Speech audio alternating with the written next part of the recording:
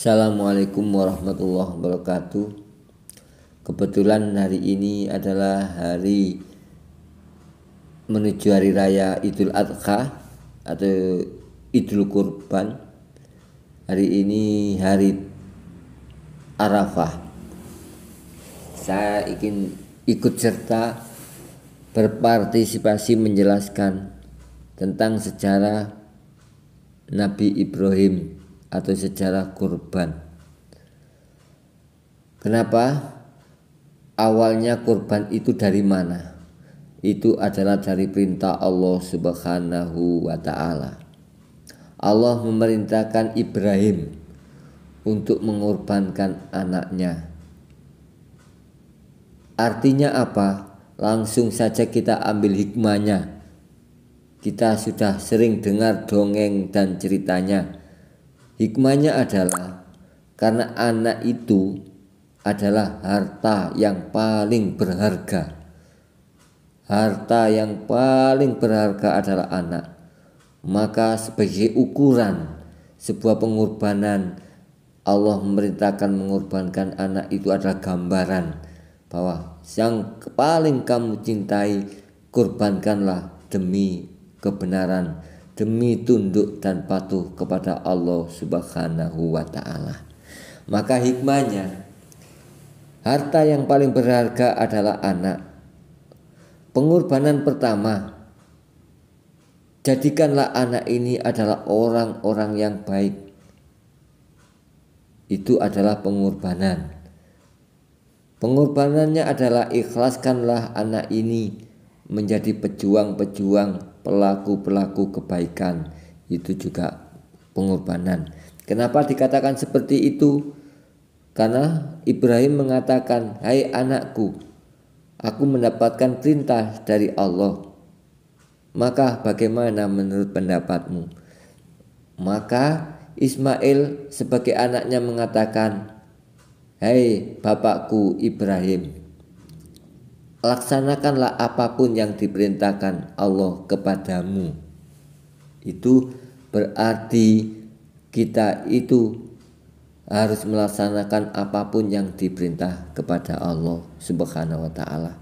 Kita sebut saja namanya Ismail adalah dalam arti kata Isma adalah nama, Il adalah Allah.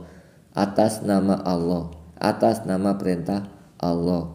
Itu namanya Ismail. Maka mengatakan laksanakanlah apapun yang diperintah Allah atas nama perintah Allah. Ini hikmah.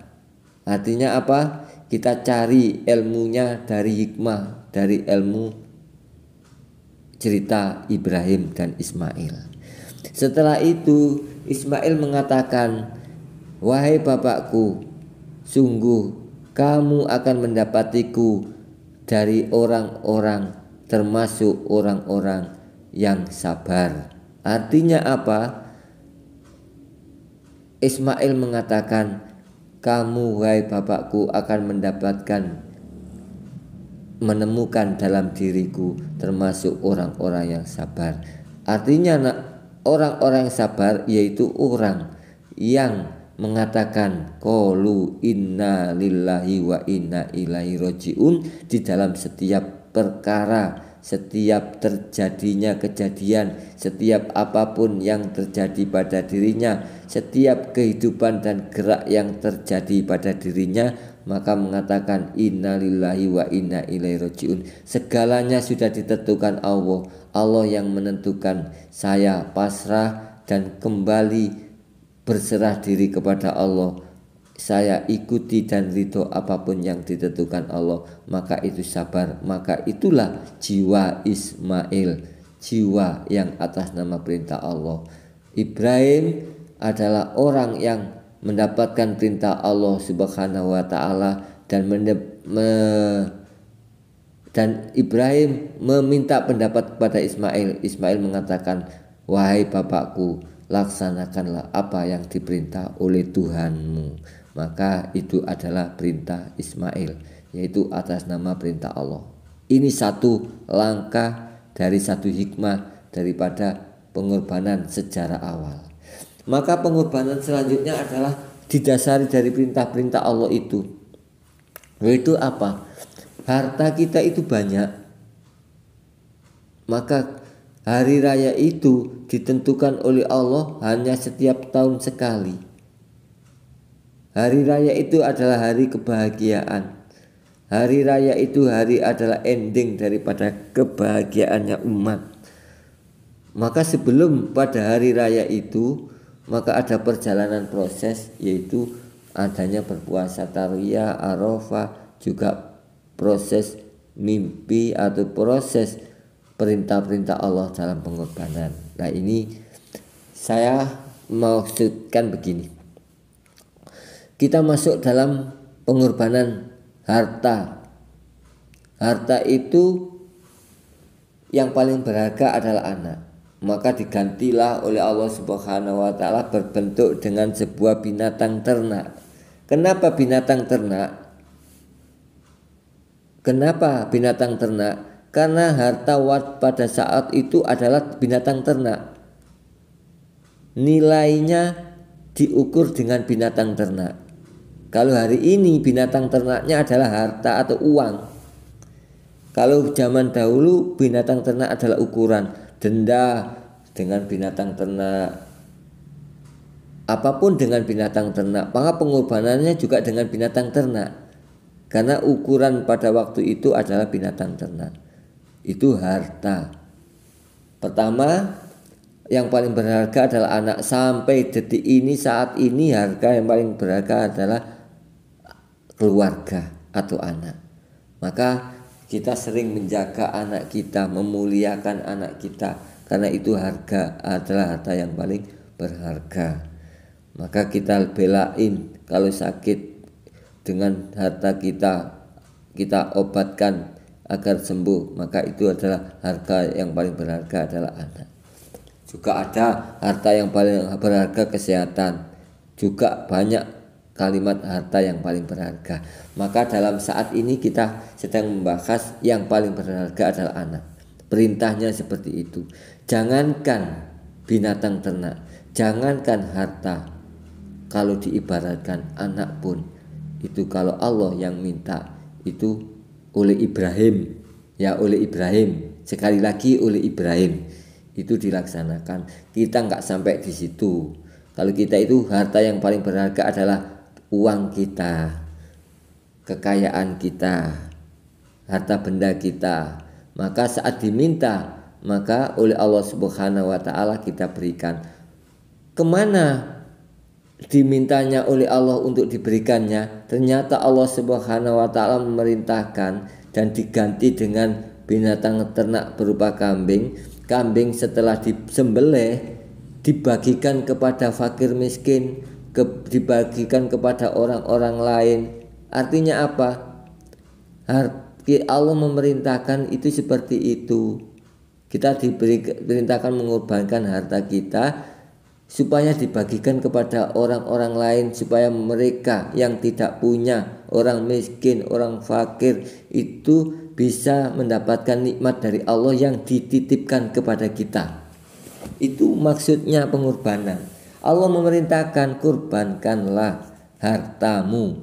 Kalau kita artikan saat ini, kurbankanlah harta bendamu, berikanlah kepada fakir miskin.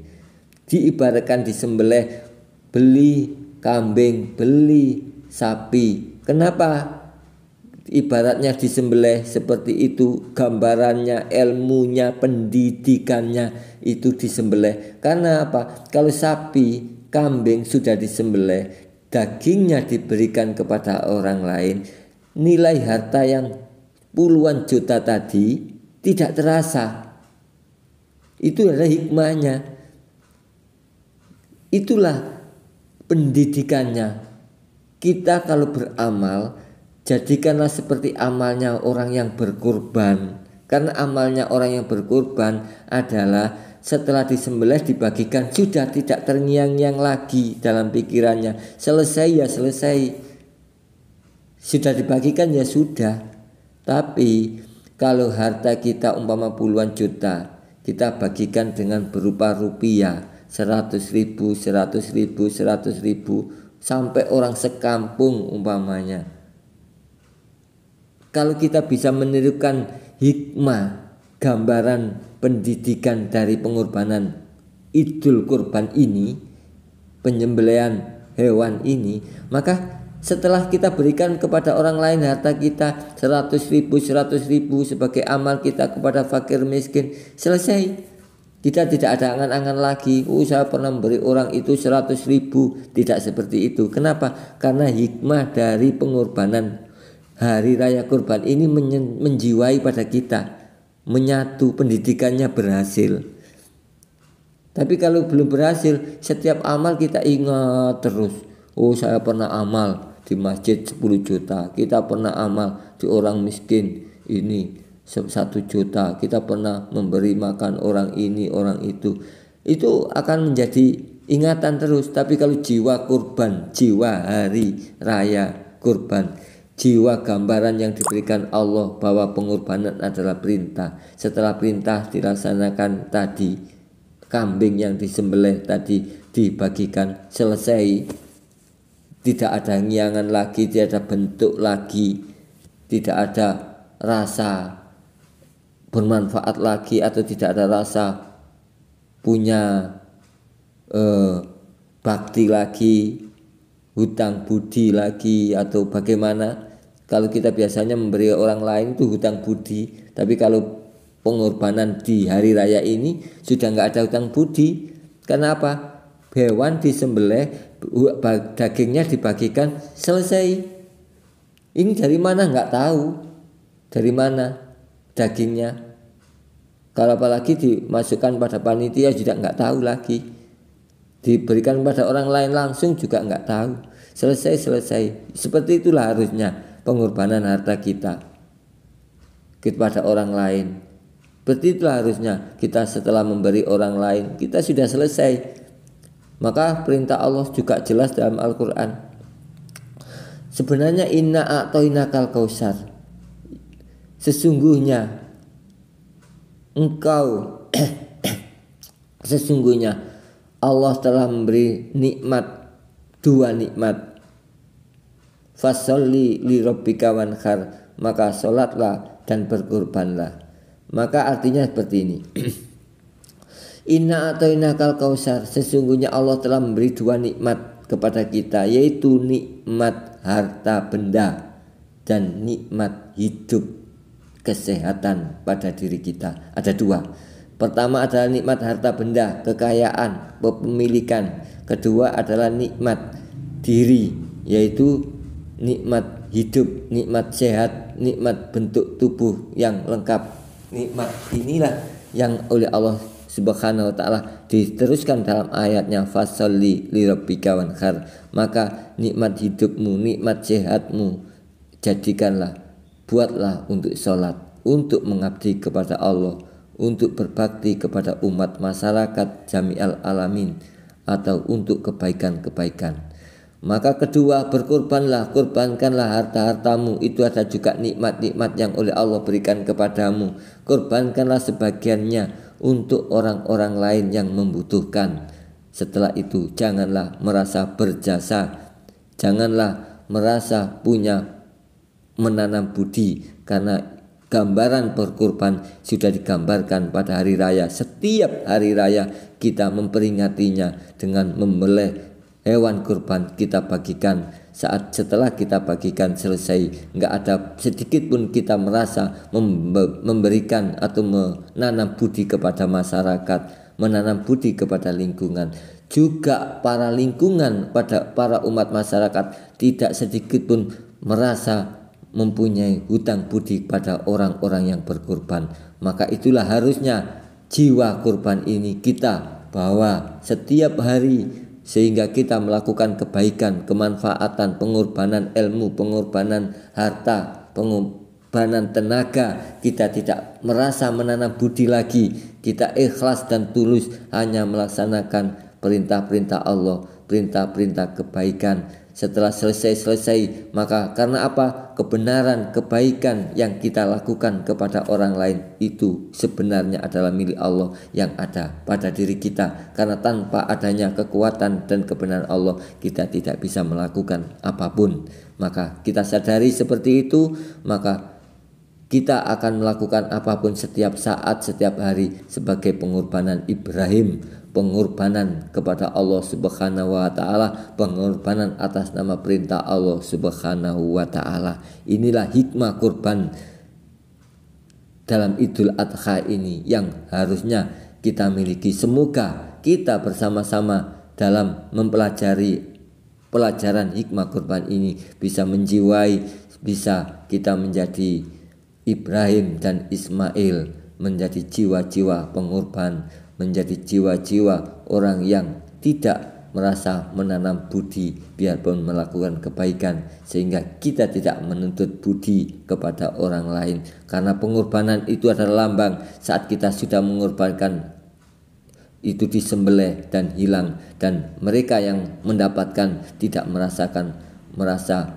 mempunyai kewajiban membalas budi. Dan kita pun yang berkorban tidak ada merasakan sedikit pun menuntut balas budi dari orang-orang yang mendapatkan daging dari hewan kurban kita.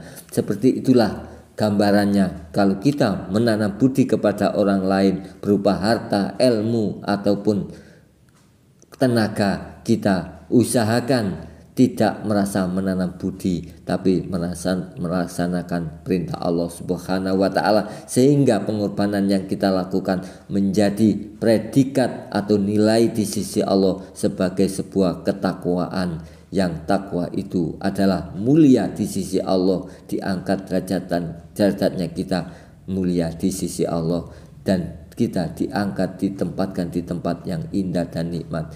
Itu adalah hasil daripada takwa dan hikmah daripada sebuah gambaran pengorbanan di hari raya Idul Adha. Mudah-mudahan biarpun sedikit ini tidak lengkap, bisa membawa atau memberi manfaat bagi kita bersama, membawa kita kepada ketaatan kepada Allah Subhanahu wa taala, ketakwaan kepada Allah Subhanahu wa taala, predikat kita meningkat menjadi sebuah orang-orang yang disebut muslimun, orang-orang yang tunduk dan patuh kepada kebenaran yang ditentukan oleh Allah Subhanahu wa taala.